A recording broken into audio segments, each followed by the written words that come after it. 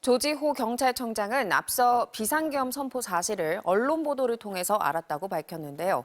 비상계엄 선포 3시간 전쯤 윤석열 대통령의 호출을 받고 김봉식 서울경찰청장과 함께 대통령 안가에서 윤 대통령을 만난 것으로 드러났습니다.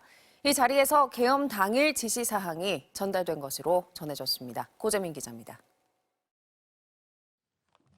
경찰 특별수사단이 12.3 불법 비상계엄 선포 3시간 전쯤 윤석열 대통령이 조지호 경찰청장과 김봉식 서울경찰청장을 대통령 안전가옥으로 불러 만난 사실을 확인했습니다.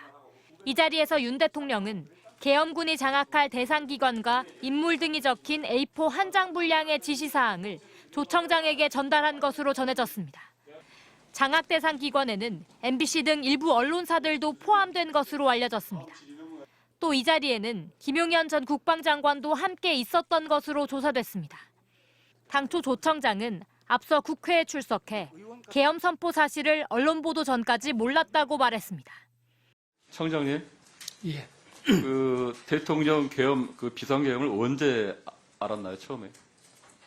언론 통해서 알았습니다. 경찰청도 조 청장이 지난 3일 저녁 6시 반쯤부터 밤 10시까지 공관에만 머물렀다고 국회에 보고했는데 경찰 조사 내용대로라면 모두 거짓이 되는 겁니다. 또 조 청장은 윤 대통령이 계엄 선포 이후 6차례 전화를 걸어 국회의원을 체포하라는 취지의 지시를 했다고 진술한 것으로 전해졌습니다. 다만 조 청장은 윤 대통령의 지시를 모두 거부했다고 말한 것으로 알려졌습니다.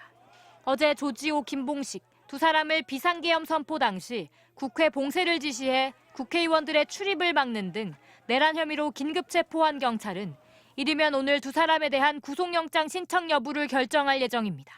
이와 함께 경찰 국가수사본부는 고위공직자 범죄수사처, 국방부 조사본부와 함께 12.3 비상계엄 사태 수사를 위한 공조수사본부를 운영하기로 했습니다.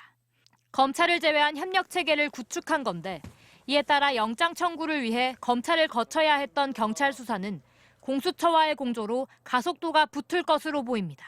MBC 뉴스 고재민입니다.